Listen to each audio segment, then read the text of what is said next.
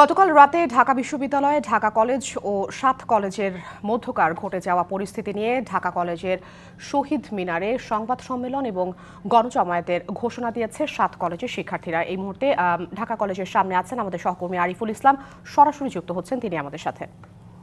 আরিফ, এই মুহূর্তে আপনি যেখানে অবস্থান করছেন সেখানকার কি অবস্থা? ছাত্ররা আসলে সেখানে আসলে জমায়েত হয়েছে কিনা, সেই সাথে আসলে তাদের দাবিগুলো আমরা জানি, কিন্তু তারপরেও সার্বিক পরিস্থিতি আমাদেরকে জানাবেন। আফরিন, যে বিষয়টি আপনি জানতে চেয়েছেন যে বর্তমান এখানকার কি বর্তমান পরিস্থিতি, সেই বিষয়টা যদি আমি জানাতে চাই, সকাল থেকেই আমি এখানে অবস্থান করছি। তো সেক্ষেত্রে ঢাকা কলেজ সহ যে ৭ কলেজ শিক্ষার্থীরা আজকে যে সকাল ৯টা যে অবরোধ কর্মসূচি পালন করার কথা ছিল, সেটা আমরা আসলে কোথাও দেখতে পাইনি সেই অবরোধের কর্মসূচির যে প্রেক্ষাপট। আর এই পাশাপাশি আরেকটি বিষয় জানিয়ে রাখি যে গতকালকের উদ্বুদ্ধ পরিস্থিতির কারণে জরুরি সংবাদ সম্মেলন রেখেছে ঢাকা কলেজ। সেখানে হয়তোবা 10:30টায় সংবাদ সম্মেলনের পরবর্তীতে আসলে সিদ্ধান্ত জানা যাবে যে তারা কি সিদ্ধান্তে পৌঁছেছেন। মাঠের অলরাউন্ডার আমি, আর ঘরের allrounder Taylox. Taylox toilet cleaner, clean মানেই টাইলক্স। আর এর পাশাপাশি একটা বিষয় জানিয়ে রাখি, আজকে 12:30টায় ঢাকা বিশ্ববিদ্যালয়ের উপাচার্যের যে কার্যালয় আছে সেখানে তার সম্মেলন কক্ষে একটি জরুরি বৈঠক হবে, সেখান থেকেও একটি সিদ্ধান্ত আসবে। তার মানে বলা যাচ্ছে যে দুইটা সিদ্ধান্তই আসলে আমরা পরবর্তী সময়ে জানতে পারবো যে কি ধরনের পরবর্তীতে কর্মসূচি ঘোষণা হবে সেই বিষয়টি।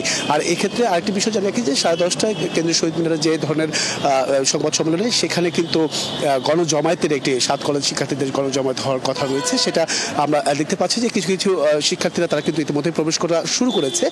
তো আশা করা যায় যে 10:30 নাগাদ যে ৭ শিক্ষার্থী যারা জমায়েত হবেন তাদের উপস্থিতি আমরা দেখতে পাবো। আর এর পাশাপাশি আরেকটি বিষয় জানিয়ে রাখি যে গতানুগতিকভাবেই তারা কিন্তু দীর্ঘদিন ধরে একটি আন্দোলন করে আসছিল, বা তাদের যে চাওয়া পাওয়া সেটা হচ্ছে যে ঢাকা বিশ্ববিদ্যালয়ের অধীনে তারা থাকতে চায় না, কখনোই থাকতে চায়নি।